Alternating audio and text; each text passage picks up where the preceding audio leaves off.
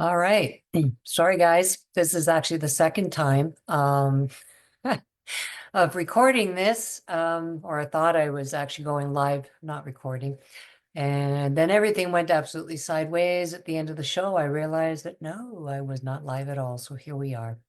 Anyway, I've already put away my favorite mug, so I apologize. We'll pretend. Welcome to Tea Talk. If you don't know me already, I'm Danny Cade. And I had an interesting chat with Chat GPT. I know it's better than talking to myself, but that's the way it is. And I found out that today is a special day. So I want to actually talk about sickness because it's something that we all go through, whether it's just a simple cold, the flu, or something more serious. But here's the thing, what if the real secrets to healing aren't just about medications and bed rest? What if it's the hidden things, the ones that often go unspoken, that make all the difference in how we recover? So today being World Day of the Sick, you can look that one up. Let's uncover some of the aspects of healing that can either speed up or slow down recovery. Now, when you're sick, you already know your body is busy fighting something off, but did you know that your mind might be making it harder? Now, some of you, we've had this conversation about stress and fear. I mean, they're both normal reactions, but they can actually complicate healing. Stress raises your cortisol levels, which disrupts your immune function, and it keeps you stuck in that fight, flight, freeze mode, which, that alone is going to stop your body from focusing on recovery. Right. So if your mind can relax, then your body can relax and it can start to heal. It only makes sense. So it's very important to find ways for you to manage your stress, and that could be through deep breathing, mindfulness, or just taking a few moments to relax. I myself, I like to go hide in the bathtub for a few hours, and that seems to do the trick for me. And trust me, your body's going to thank you for that. Now, doctors and hospitals, we need them when it comes to treating illness. There's no question about it. But there's so much more to healing than just prescriptions and procedures. What about the stuff that nobody teaches you in the hospital? For example, nutrition. Now, we know hospital food is not the greatest, and unfortunately, it also isn't the healing powerhouse that it should be.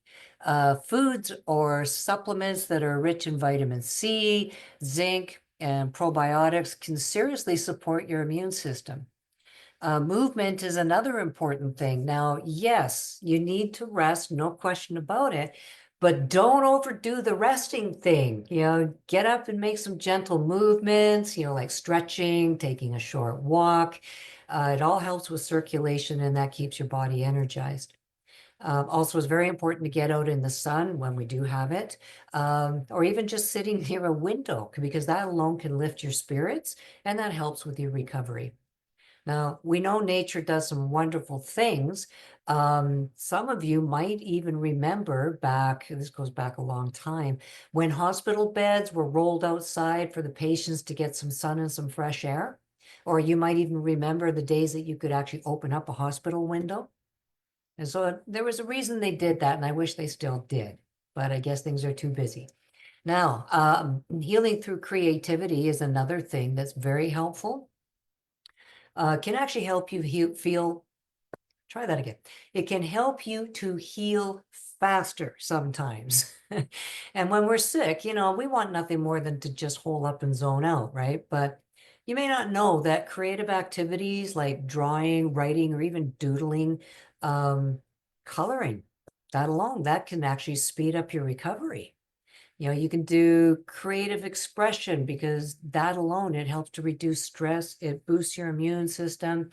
It even triggers dopamine. That's that brain's feel-good chemical. So when you're sick, try engaging in something that allows your brain to reset, whether it's art, journaling, picking at a guitar, doing a jigsaw puzzle. It might just help you to heal faster. I can't say that. Can I help you to heal faster? All right. Also, there's the advantages of sound healing. Quite a few people have learned the secret of using music and frequency for recovery because sound therapy, that's a tool that is often overlooked. Listening to certain frequencies can aid in healing by relieving pain and improving circulation. For example, 432 hertz frequency, that's been shown to reduce stress, improve mood, and even accelerate recovery. So while you rest, you can try playing some calming, healing frequencies or listen to some soothing music because that's going to help your body to relax. And the right sounds can make a big difference. Then there's also the loneliness of illness. And I mean, you know what it's like when you're feeling sick, you sort of feel isolated, especially if you're stuck in bed, you don't have any energy. But the downfall to that is that isolation can actually slow down your healing. You want to be around people who can, actually, the people who care that are going to help speed up your recovery. Emotional support, whether that's from family, friends, or even pets, it's huge. So these connections, they reduce stress, they give your body a better environment to heal. And sometimes all it takes is just a comforting phone call or maybe even a simple hug to remind you that you're not alone. Okay. By the same token, do avoid those people who are energy vampires. They're just another detriment to your recovery. All right, moving forward. Another thing I found helpful, especially when I was battling the heavier things like Lyme and cancer, listening to recovery stories. And some of the most incredible healing stories out there, they don't come from doctors. They come from within the people who have actually managed to get through to the other side. So that offers resilience, hope, and it just shows that mindset can really do wonders for your recovery. And, I myself, I've had the privilege of helping a few cancer patients. They've survived against all odds just by focusing on joy and thinking positive, good thoughts. Now, there's many, and you probably know people as well that are like this, what I'm about to describe. They've actually healed from autoimmune conditions by switching to an anti-inflammatory diet and learning how to manage stress. You know a few people like that? You probably do. Then there's the post-surgery recoveries. That's more of a common story where humor, laughter, good music, those were the real MVPs in that person's recovery. Now, these stories, they prove the power of our minds and spirits in overcoming illness, and that it does often do a whole lot more for us than any pill ever could. All right. Now, focusing on the here and now is another thing because it helps you to heal. It's very easy to worry about when you're going to feel better or how long it's going to take to recover. But one of the best things you can do for your body is to focus on the present. Living in the moment, it actually helps to lower your anxiety, it reduces your stress, and that helps your body to focus on the number one thing it needs to be doing, healing. All right, mindfulness.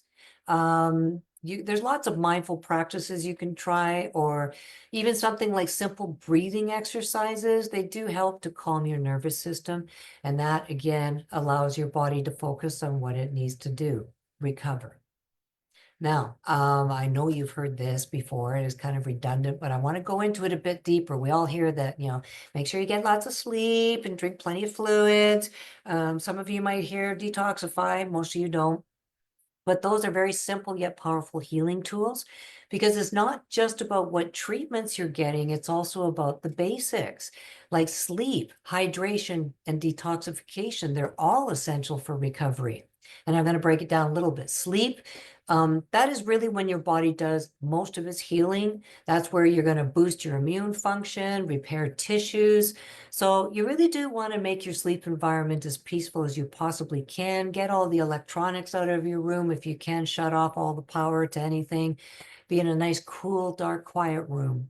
And you can try meditating before bed if you want to wind down, or do my thing because meditating in bed doesn't happen. But I do think about three things that have happened during the day that I'm very grateful for. And I try to go into as much detail in my mind as I can. And rarely do I hit the third thing. So give that a try. You'd be surprised. All right. Another thing is drinking plenty of water and herbal teas. Very important for flushing out the toxins and supporting your immune system. Foods or teas like ginger and turmeric, not only do they help to detoxify you, but they also help to reduce inflammation and promote your healing. Okay. Now, one I love is humor. That should definitely be part of your healing plan because laughter, as you know, is the best medicine and it's more than just a way to lift your spirits. It's a natural healer. It boosts your mood, reduces stress, even stimulates your immune system. So if you're feeling under the weather, try watching a funny show or listen to a comedy podcast because that can help improve your emotional state, which lowers your cortisol, reduces your endorphins, and that in turn supports your healing process. And last but not least, there's the healing power of community. When you're sick, again, it's easy to feel alone, but being part of a supportive community, whether that's a group of friends, family, or even an online forum, that can make a world of difference. You know, having people around you who understand what you're going through can provide emotional relief, helpful tips as well. And studies have shown that people who feel supported by others, they do heal faster. I mean, after all, healing isn't just about the body, it's about feeling seen and heard, validated as well. Um, I always find that being around people who get it, actually get it because they got it. And until you get it, you don't get it. So that's why I love being in communities and forums like that. And some of you might know me from a few of those as well. So the big takeaway is that healing is more than just medicine as we reflect on World Day of the Sick. You know, I want you to remember that healing isn't just about treatments. It's about nurturing your mind, your body, and your spirit so that you can truly recover. You know, manage that stress. Your mind has a huge impact on how your body is going to heal. You know, feed your body well. Nutrition plays a bigger role than you might imagine. And do get moving. I'm not saying go run a marathon, just get up and move once in a while. Don't let your body get too stagnant. All right. And get outside if you can, even if you're just sitting in the sun for a few minutes. I mean, it's -8 outside and I'm still getting out there to catch some sunshine because nature does provide the healing that we all need. So stay connected.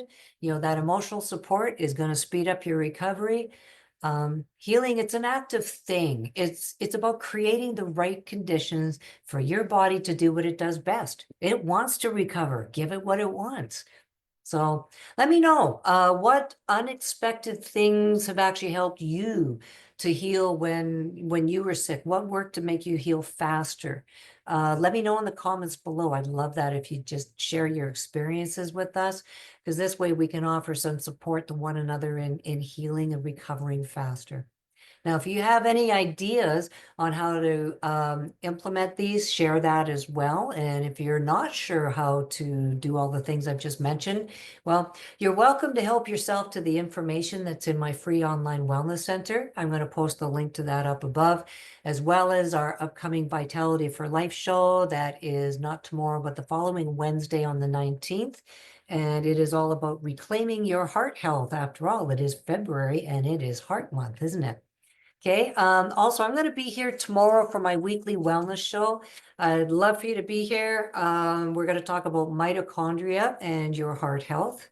And also, I'm going to go over 5 ways that you can boost your energy to support your heart health. So that'll be tomorrow right here, 1 p.m. Pacific Standard Time. Also, I'm going to put the blogs up above for my YouTube channel. If you like this, I have some other ones you can check out. And if you're one that actually just prefers to get your information quietly with a cup of tea or coffee, I've got a blog as well, and I'll put all that above for you. So I hope you take advantage of that.